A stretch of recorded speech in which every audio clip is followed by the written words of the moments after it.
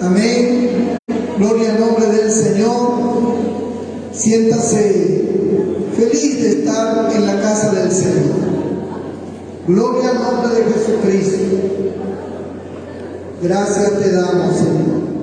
Maravilloso es el Señor. Gloria a Dios.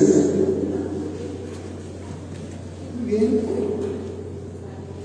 Ahora sí vamos a abrir nuestras Biblias en Primera de Reyes, capítulo 19. Gloria a Dios.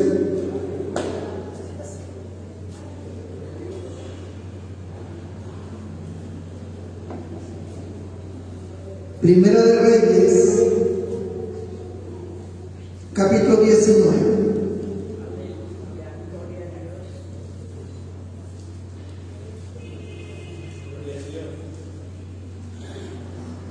¿Lo tienen todos? Fácil de encontrar Primera de Reyes, está antes de Segunda de Reyes. Doy lectura con la bendición del Padre, del Hijo y del Espíritu Santo. Versículo 2 en adelante.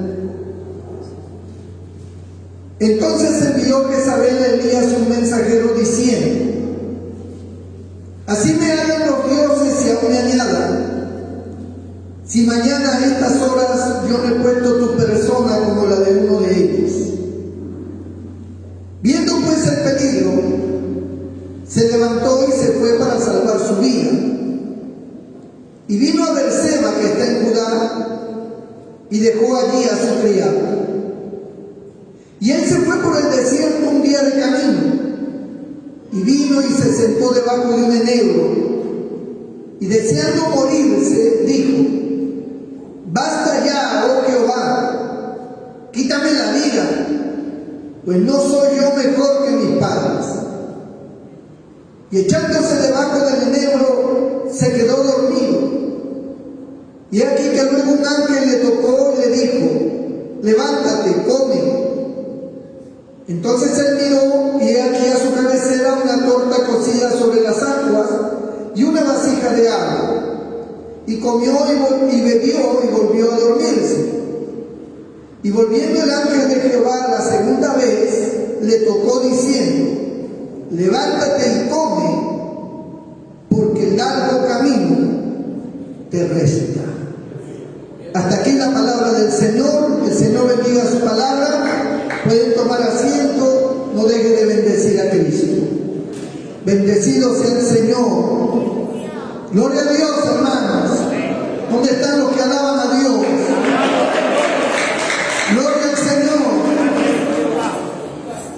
Gracias te damos, Padre. Uno de los profetas que marcó historia en el Antiguo Testamento fue sin lugar a dudas el profeta Elías. Un hombre aguerrido, valiente, un hombre que no tuvo temor de enfrentar a los adversarios de Dios, de declarar la palabra tal como Dios se le indicaba, y que degolló a más de 800 falsos profetas en el río. 450 de Baal, 400 de Acera. A todos ellos los degolló él con su propia mano.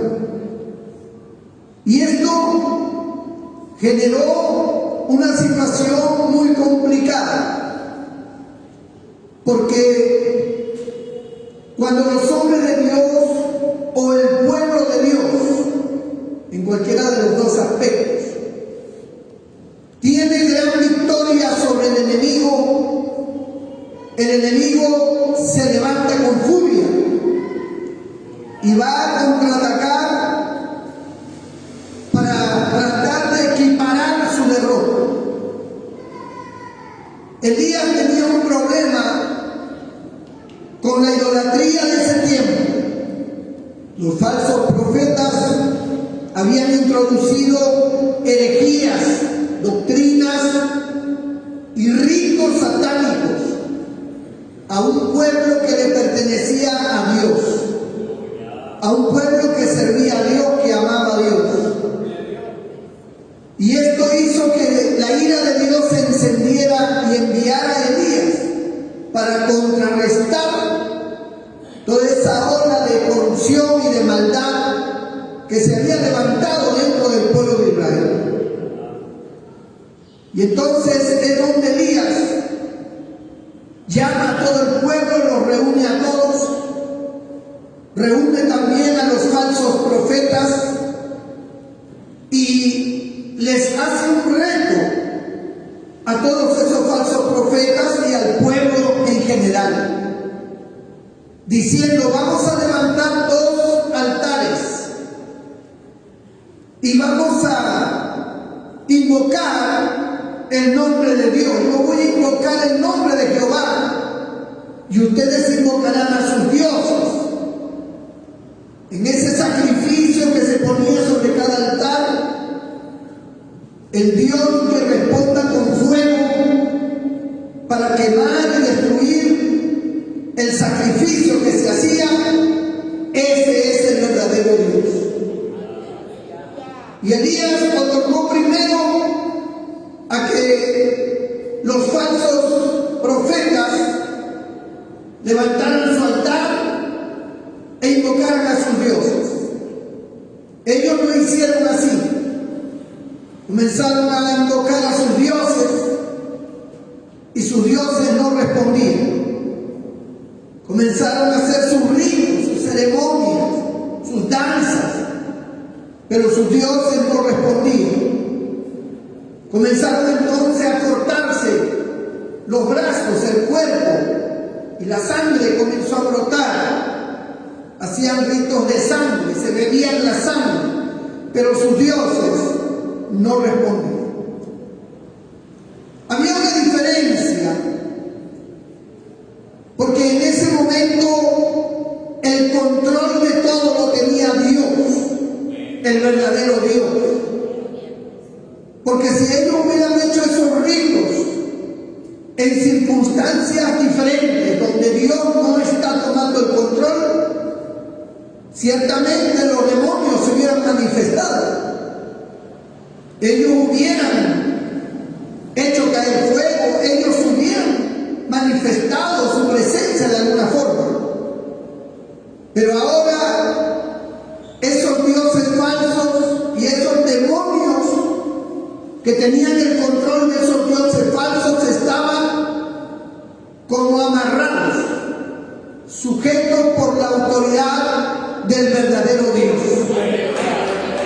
Y no había manifestación, porque el verdadero Dios tenía todo bajo control. Al ver que pasaban las horas y a pesar de todos sus gritos, no pudieron hacer que sus dioses respondieran, Elías dijo: ahora me toca a mí. Entonces, sobre el altar que había puesto de piedra, puso el animal para el sacrificio ya muerto, cortado en pedazos, con la leña debajo, y luego ordenó que echaran bastante agua, de tal manera que todo el entorno y encima estaba totalmente mojado. El agua corría. Y luego invocó el nombre de Jehová. Cuando él invoca el nombre de Jehová, viene como un torbellino de fuego desde el cielo y cae sobre el holocausto y comienza a quemar todo y a lamer toda el agua, ese fuego, hasta consumirlo totalmente. Cuando Israel vio aquel hecho sobrenatural y extraordinario del poder de Dios, comenzaron a gritar y a decir: Jehová es Dios, Jehová es Dios, bendito el nombre del Señor. Y es allí donde Elías toma a esos falsos profetas y los empieza a degollar uno por uno hasta matarlos a todos.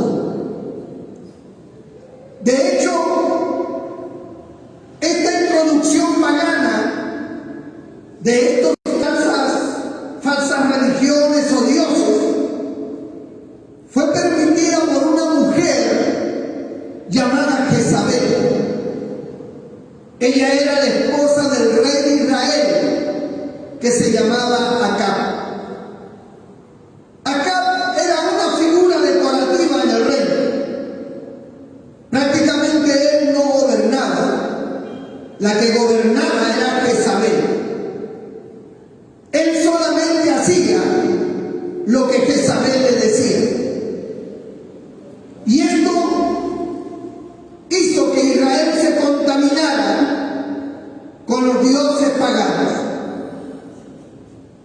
Cuando sucedió este hecho de que Elías degolló a los falsos profetas y el pueblo entero estaba ahora invocando al verdadero Dios y consagrándose al verdadero Dios,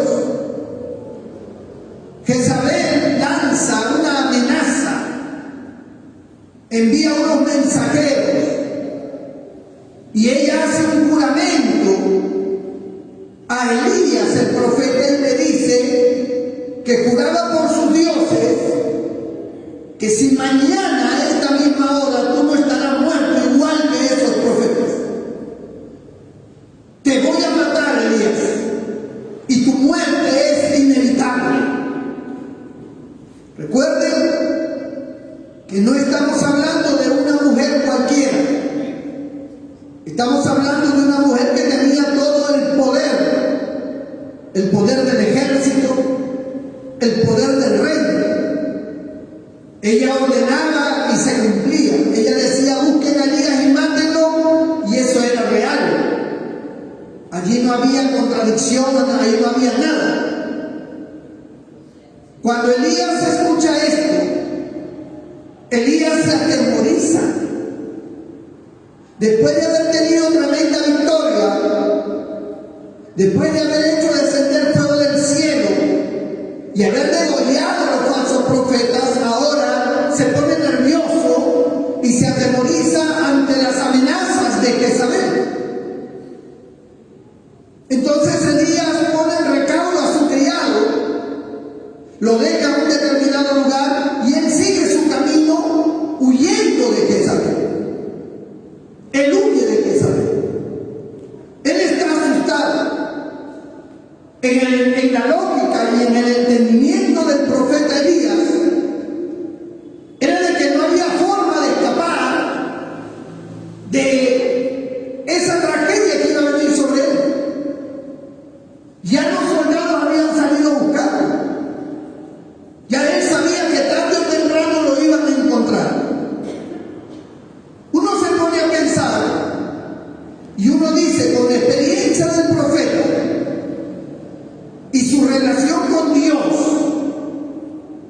¿cómo es que él se pudo atemorizar a tal grado de salir huyendo a esconderse?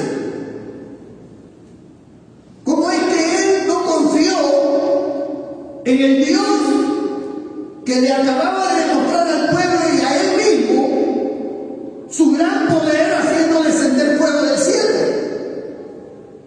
Y no solamente en esa oportunidad, sino que en todo el ministerio de este profeta no hubo sino señales, milagros que Dios impartía a través de él. Las oraciones de Elías eran respaldadas automáticamente por Dios. Pero ahora su fe había menguado y su corazón estaba lleno de temor. Sabía que le venía la muerte. Pensó que no se iba a librar de esto. Y ante estas circunstancias, dice que en el versículo 3, según dice aquí el relato, viendo pues el peligro, se levantó y se fue para salvar su vida. Y vino a Berseba, que está en Judá, y dejó allí a su criado. Y él se fue por el desierto un día de camino, y vino y se sentó debajo de un enebro, y deseando morirse dijo: basta ya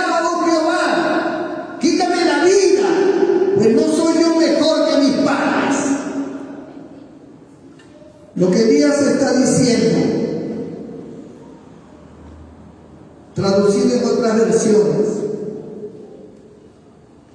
es en realidad, oh Dios, no soy tan fuerte como creí, soy débil, tengo miedo. Si quieres llevarme, llévame tú, quítame la vida tú, yo ya no doy más, no soy mayor que mis padres, me he dado cuenta que no tengo el valor. ¿Alguna vez usted se ha sentido así? ¿Se ha sentido como que todo el peso del enemigo lo ha puesto en una situación donde usted dice, ya no quiero seguir peleando esta batalla,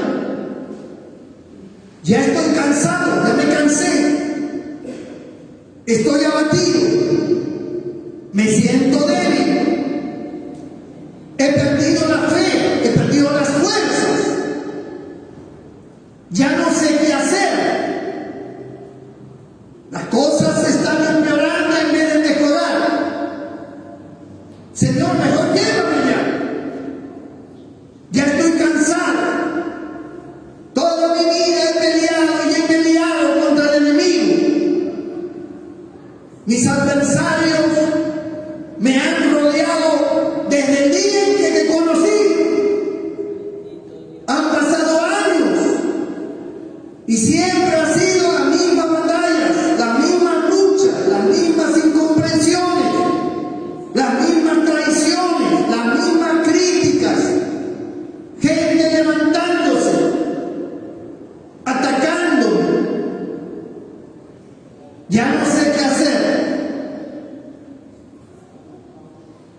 Los que están involucrados en el servicio a Dios y en las cosas de Dios saben de lo que estoy hablando.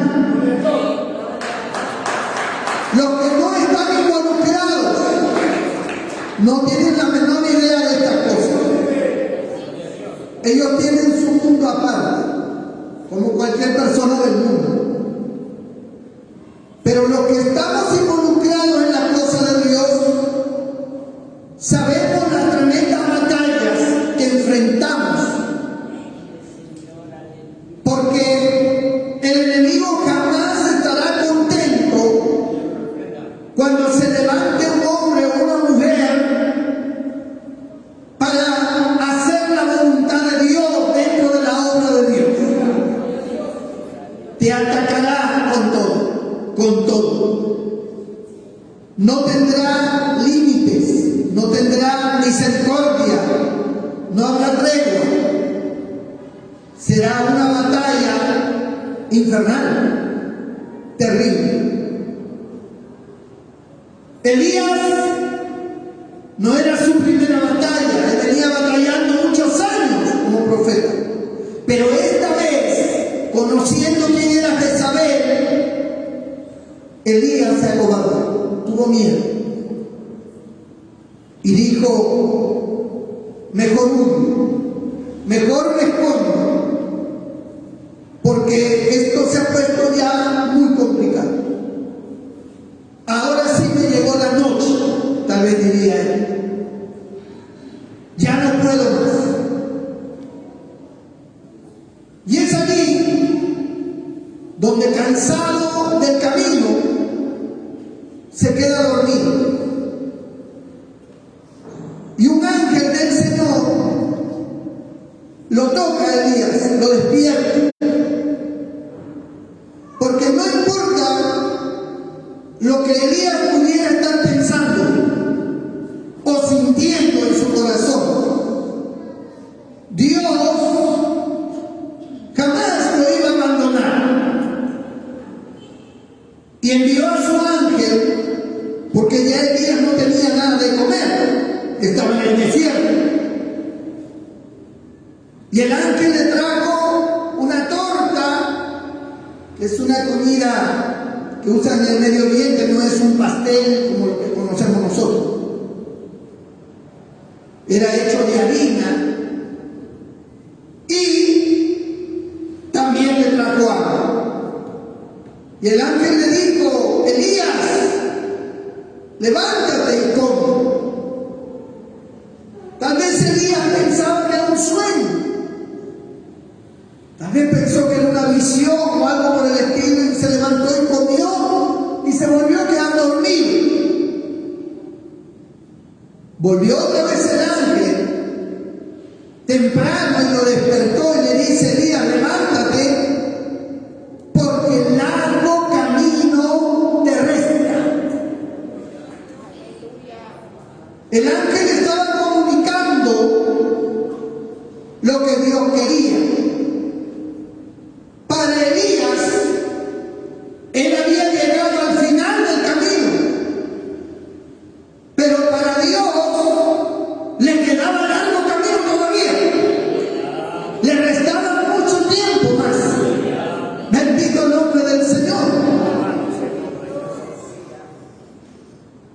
La vida cristiana tiene misterios extraordinarios de orden espiritual. La gente del mundo, el hombre natural, como le llama San Pablo, no percibe estas cosas que son espirituales, porque para él es locura. Una persona de afuera que no conoce nada acerca de los misterios espirituales no entiende nada de estas cosas y mucho menos las acepta como parte real de su vida. Para ellos,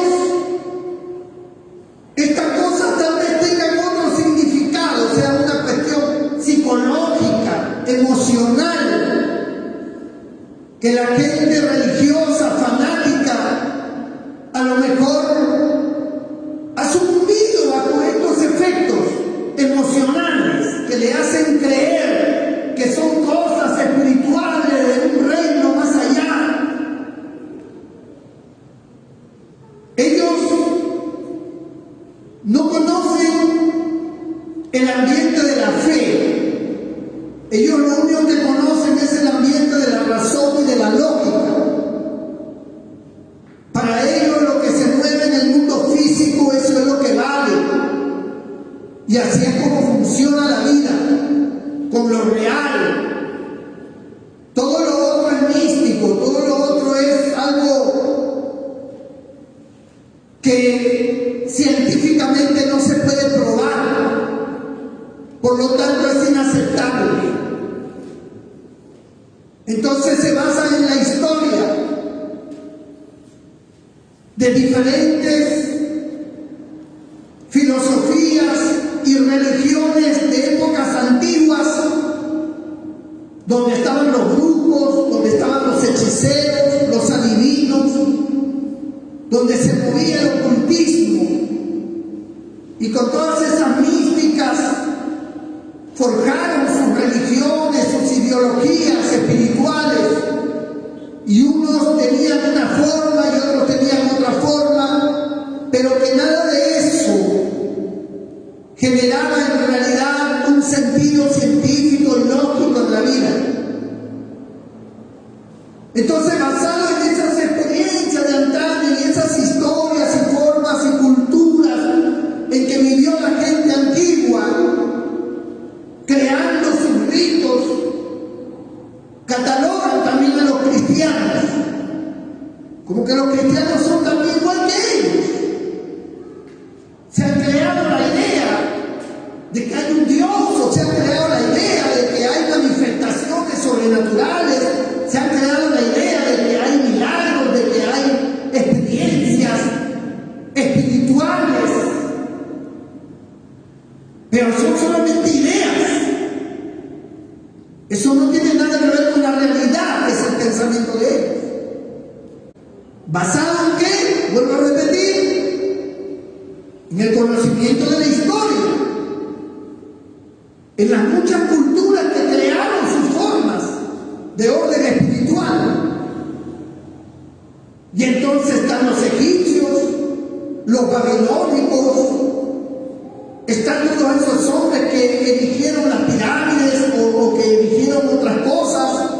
Están las tumbas que hablan de los conceptos que ellos tenían de la otra vida, donde lo enterraban a él, lo enterraban a sus mujeres, a su jefe, a su perro, a todo el mundo ahí, y le metían un montón de comida porque decían que en la otra vida no iban a necesitar esa comida.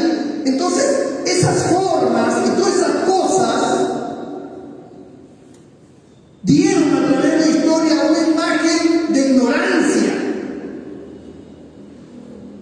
Es como cuando antes la gente creía en la astrología. La astrología era la creencia de que cuando una posición de un astro se encontraba con otra, producía ciertos efectos sobre ciertas personas nacidas en esa fecha, etcétera, etcétera. Hasta que vino la astronomía. Y la astronomía es un hecho científico, no tiene nada que ver con esos absurdos místicos.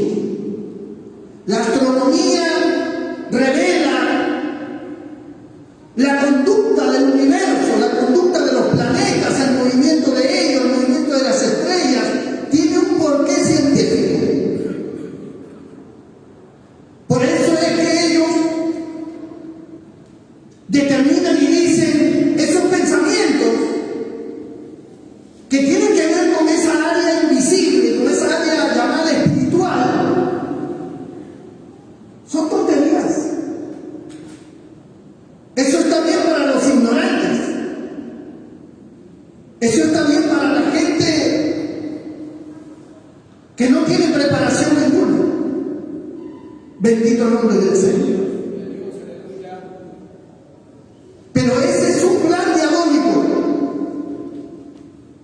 de crear todas estas formas para confundir y hacer que la verdadera manifestación divina sea opacada. Porque dentro de todas estas mentiras que en cierta forma los científicos tienen muchas verdades, y dentro de todas esas mentiras culturales y rituales existe una verdad trascendental. Hay un Dios verdadero y hay una manifestación espiritual verdadera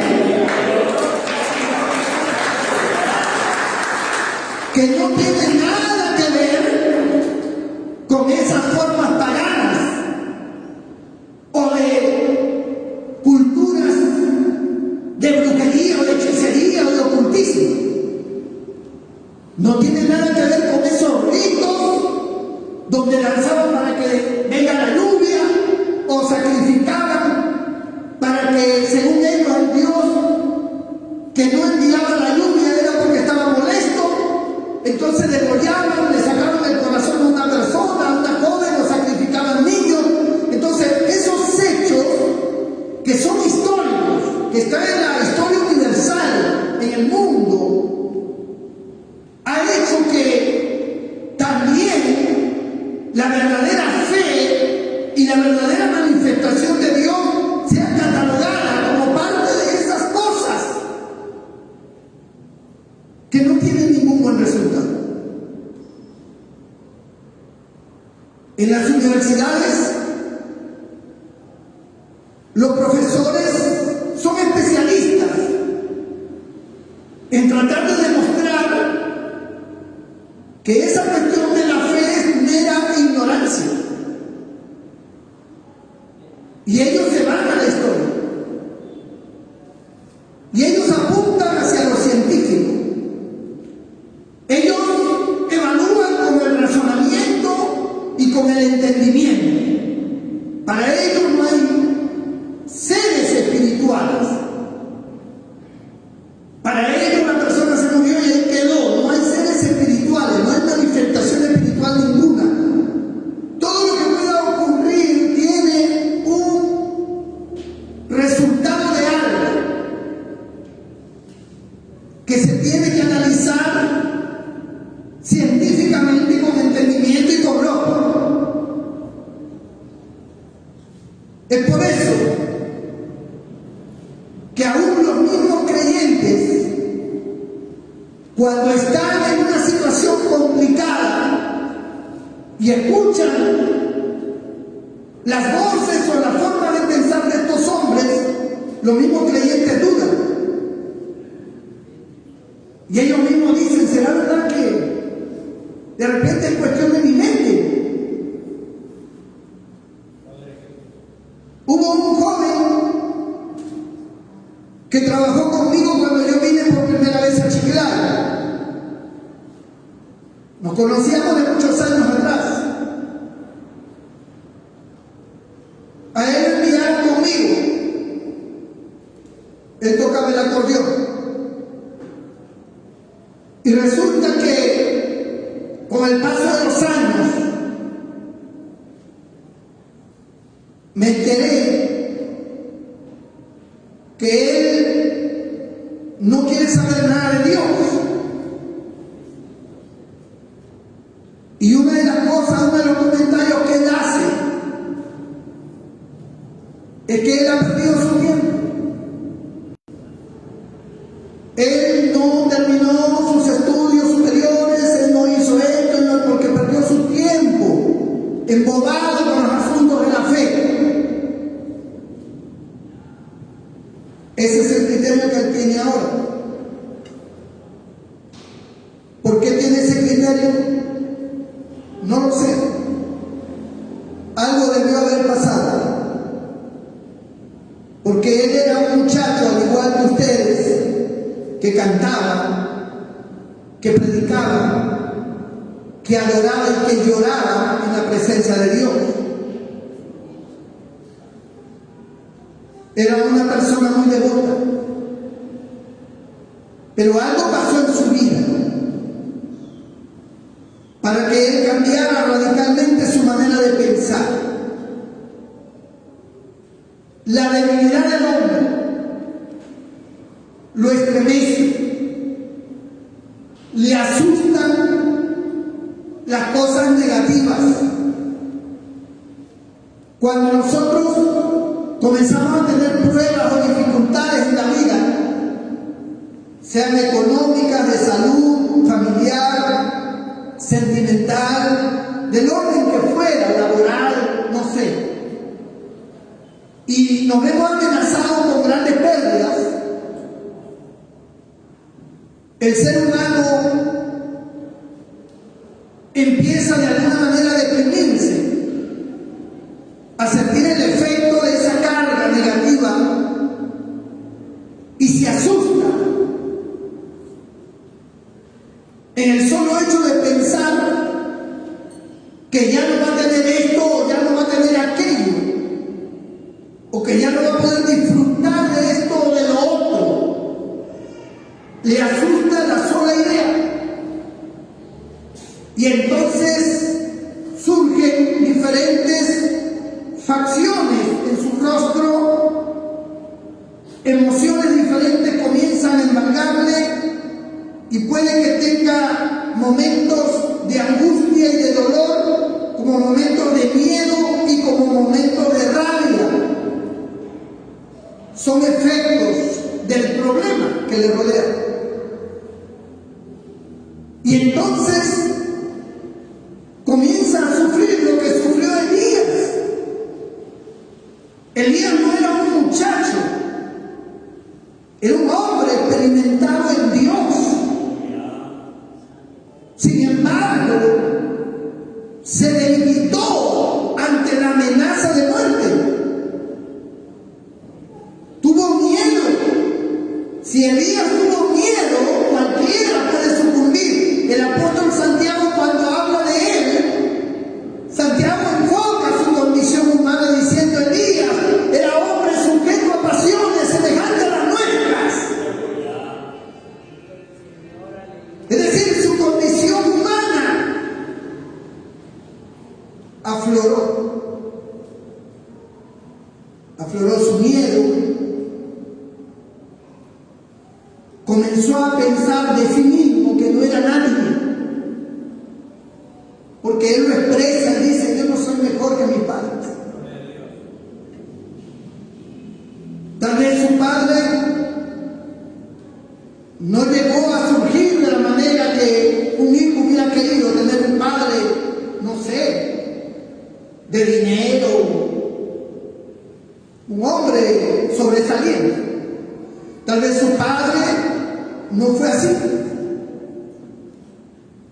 Y usted, cuando se convirtió al cristianismo,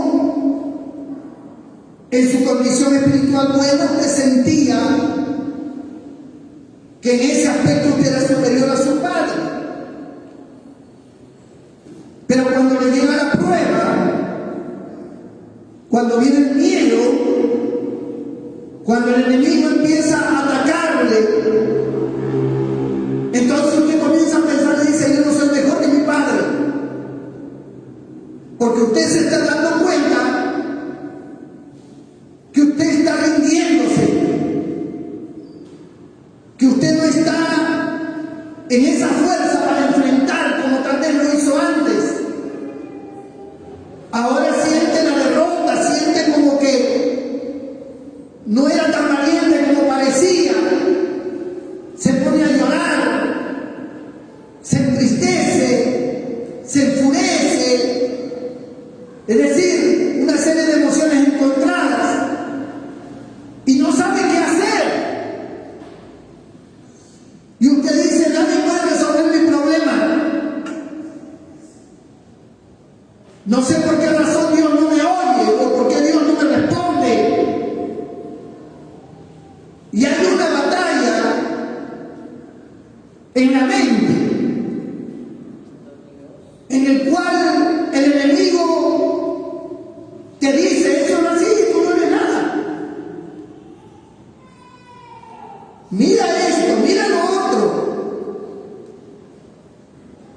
Tú vas a morir igual que tu padre, tú vas a morir igual que el otro, tú vas a pasar por esta situación, tú no eres nada.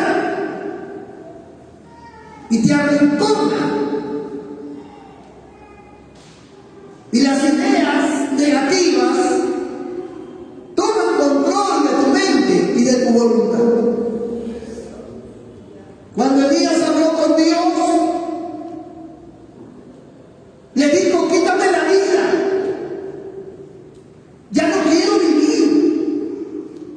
¿Para qué voy a vivir si todo me sale mal? Las cosas van de mal en peor, la situación se ha agravado. Tengo crisis por donde quiera. Quítame la vida. No doy más. Me rindo. Es lo que le quiso decir. Pero Dios, ¿quién mejor que Dios para conocer el corazón del ser humano?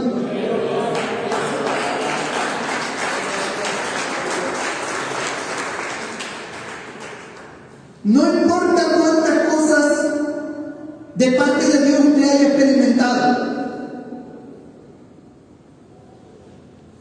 Basta un pequeño problema y usted se olvida de todo eso. No importa cuántas veces Dios le haya demostrado a usted su gran poder y su gran amor. Cuando usted está en crisis, usted se olvida de todo eso. Usted no toma en cuenta lo que Dios hizo. Tampoco tiene fe para pensar que lo puede volver a hacer Dios. Usted está en un estado de temor. Cuando usted está en un estado de temor, su razonamiento espiritual no funciona. No funciona. Para poder ser más que vencedores en esta vida de parte de Dios, no tenemos que tener temor a lo que venga, no importa lo que venga. Cuando uno le pierde el miedo a lo negativo y a la adversidad, sea como sea que se esté presentando, entonces el poder de Dios fluirá a través de nuestra vida. ¡Gloria a Dios!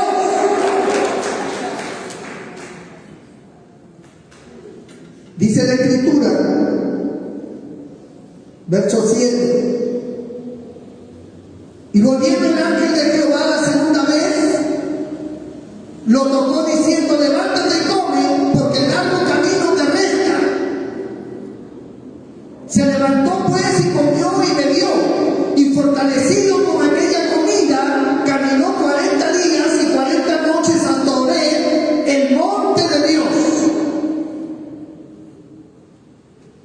Y allí se metió en una cueva donde pasó la noche, y vino a él palabra de Jehová, el cual le dijo: ¿qué haces aquí, Elías?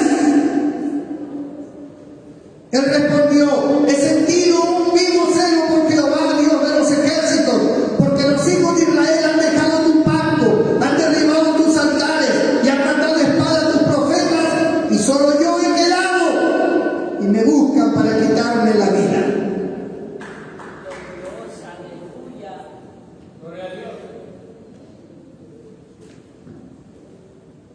¿Por qué será que cuando estamos en crisis creemos que somos el último paladín que queda?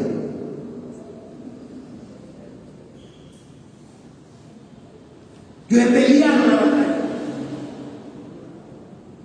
he luchado duramente, ya nadie queda como yo. Dios no te dice eres un cobarde para que no te desalientes, pero tal vez nosotros seamos el número que esté muy atrás de los valientes de la fe. Si usted pensaba que era el número 1,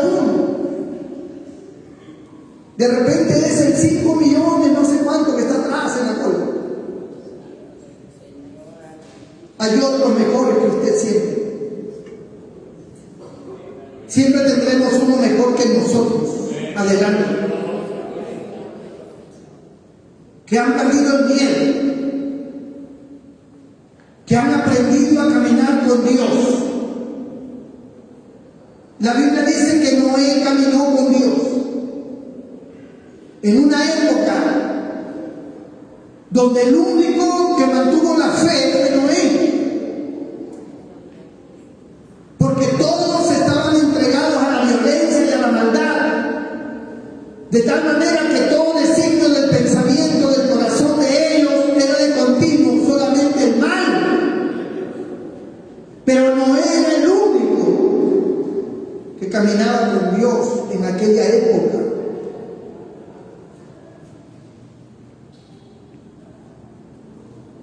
Nosotros siempre tendremos a alguien delante,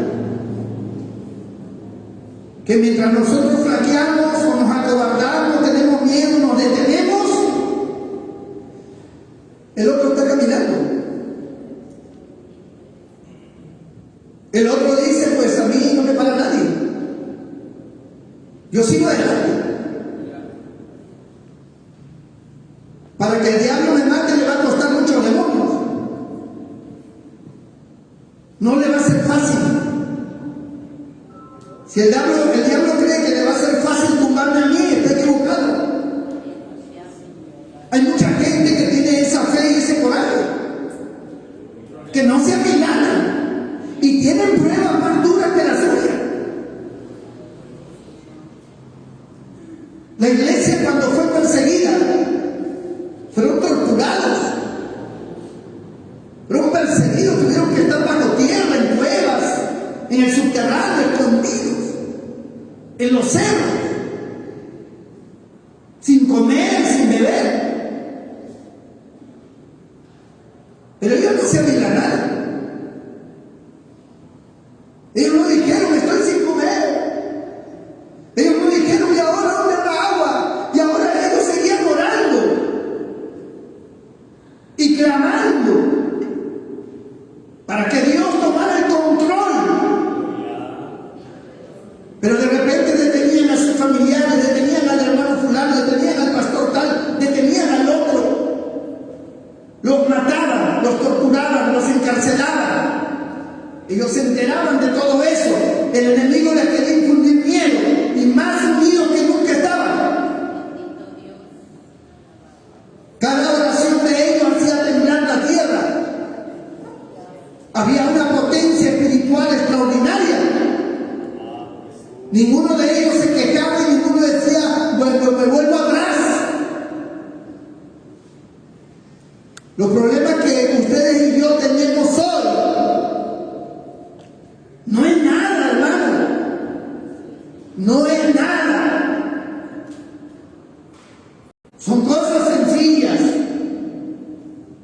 superables. Nosotros lo vemos como un monstruo. Ofendemos a Dios cada vez que nos ponemos en esa postura. Dios se desagrada. Porque Dios dice, tú todavía no tienes las marcas de mi Hijo Jesús. Tú no tienes ningún problema mayor. Un problema con tu marido, con tus hijos, con tus padres, con tus hermanos, que al final de cuentas son cosas insolucionables, que no necesitan mayor situación sino en conversar y arreglar las cosas. Hay otras cosas más graves. Pero la gente se deprime. Elías se escondió en una cueva. ¿Qué haces aquí, Elías? Solo yo he quedado. Pero Dios le respondió, yo tengo 7,000 profetas, 7,000 hombres que no han doblado sus rodillas ante los Baales. ¿Por qué piensan que tú eres el que ha quedado? Tengo 7,000 que están firmes, que no se han acobardado ante las amenazas de Jezabel. ¿Por qué tú te acobardas? ¿Por qué tú tienes miedo? Acabo de hacer descender fuego del cielo en tus propias narices. ¿A qué le tienes miedo? El día que nos toque partir nos tocará y estemos preparados. Ni siquiera pensamos en eso. Nuestro pensamiento es hacer lo que Dios quiere. Eso es lo que importa. Lo demás es lo de menos. Y me buscan para quitarme la vida. Verso 15. Y dijo Jehová, ve, vuélvete por tu camino, por el desierto de Damasco, y llegarás y ungirás más a él por rey de Siria. A Jehú, hijo de Nimsi, ungirás por rey sobre Israel. Y a Eliseo, hijo de Safat, de Abel de Ola, ungirás para que sea profeta en tu lugar.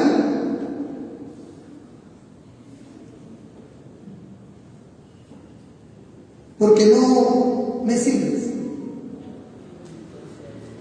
Con ese corazón así, no me sirves. Ungirás a Eliseo, tu criado. Tu criado es más valeroso que tú. Para él no hay obstáculos. Hay creyentes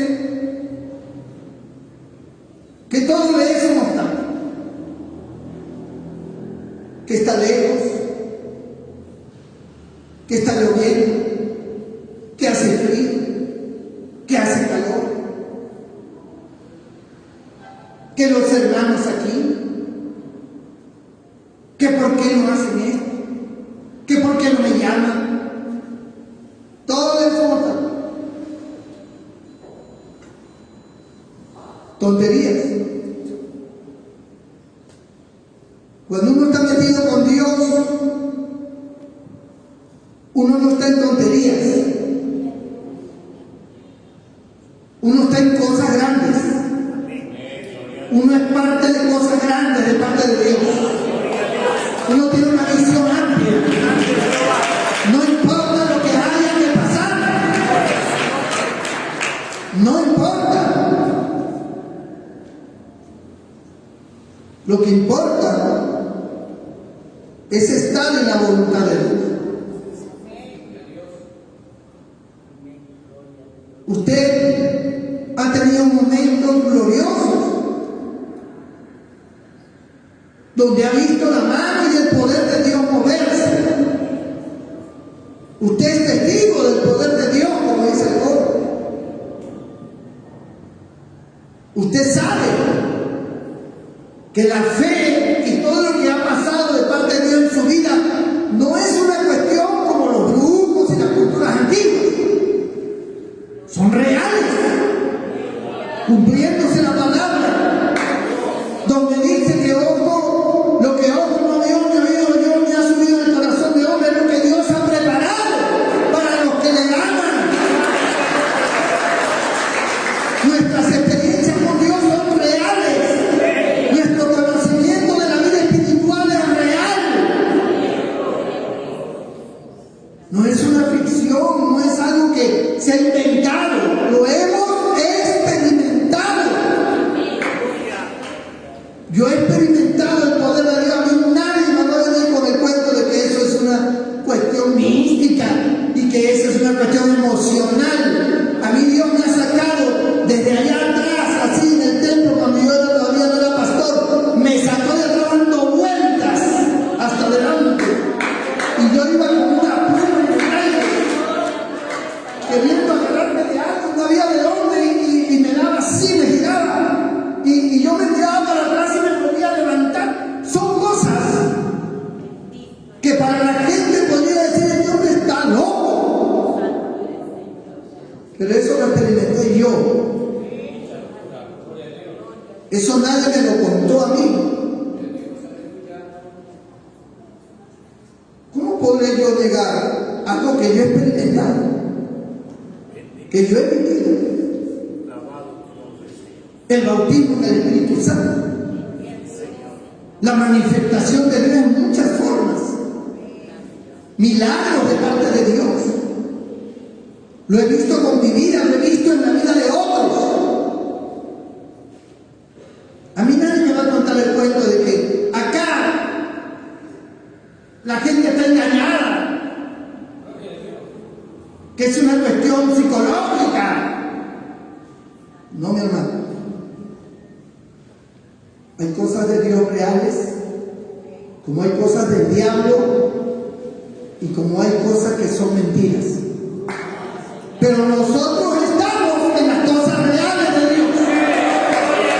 ¡Gloria a Dios! Y a nosotros nadie nos va a engañar ni a contar un cuento. Que porque te leíste un librito por ahí. No. Por eso, cuando le dijeron a aquel hombre: es verdad que naciste ciego, ¿cómo es que ves ahora? Fulano de tal me dijo: ve y lávate y enderecé viendo. Pero él es un pecador. Bueno, si es pecador, no lo sé. Lo único que sé es que era ciego y ahora veo. Esa es la gran verdad. Ahora veo, ahora camino, ahora salto. Mi vida ha sido transformada. Que es un pecador. Que esa iglesia es así, que es asada. No lo sé. Yo solo sé que cuando se adora a Dios, yo siento la presencia de Dios.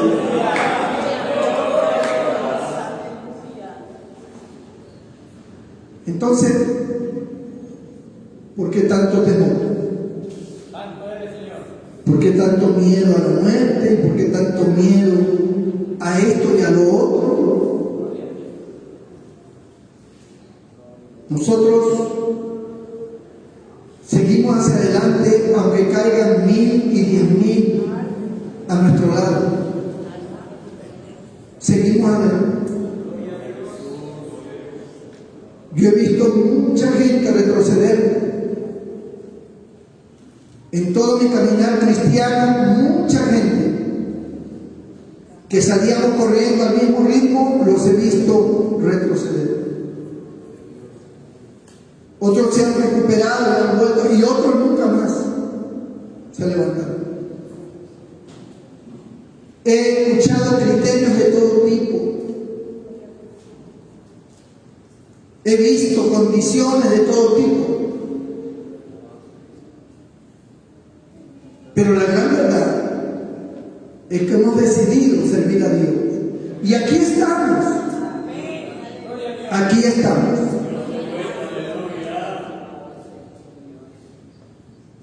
Jezabel representa al enemigo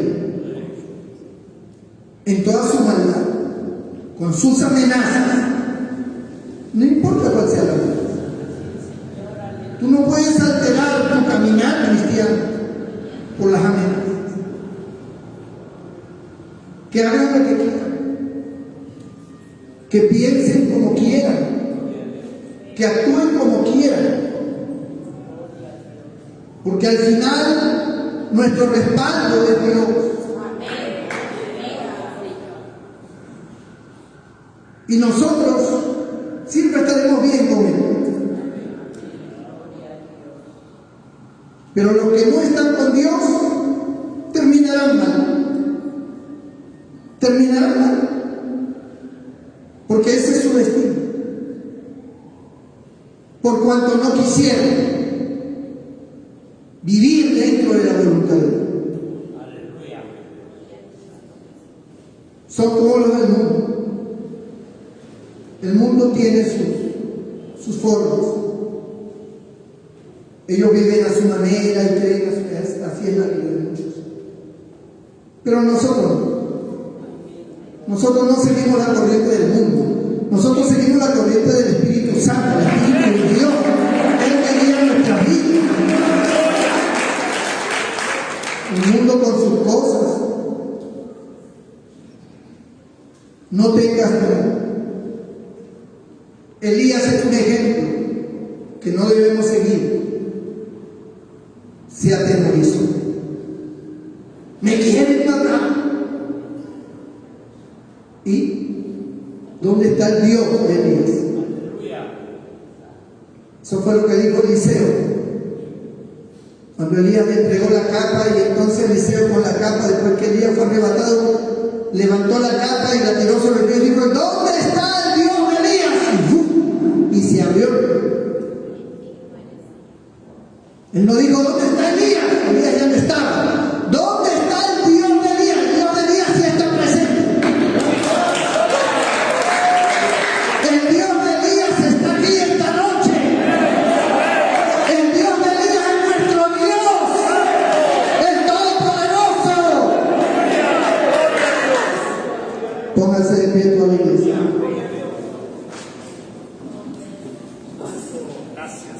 Y vamos a invocar a ese Dios maravilloso. El Dios que todo lo puede. Él es nuestro Dios. Cierra tus ojos. Si alguna vida hoy quiere acercarse a Dios y decirle: Señor, yo quiero acercarme a ti. He tenido momentos duros, de luchas, de dificultades. Mi fe menguó. He sentido como que ya no podía seguir. Pero hoy necesito que oren por mí, porque yo quiero seguir sirviéndote. Estas etapas pasarán, porque tú eres mi Dios que irás delante mío y tú me fortalecerás y tú destruirás a los enemigos. Y yo veré esa gloria. Si hay alguien, levante su mano derecha y haré una oración por usted. Gloria a Dios. Con tus ojos cerrados. Hay una vida que ha pasado, de repente tú quieres pasar, puedes pasar para orar por ti, para que Dios ponga su mano sobre ti. Ven, si levantaste tu mano, voy a pedir a Dios que Él haga la obra,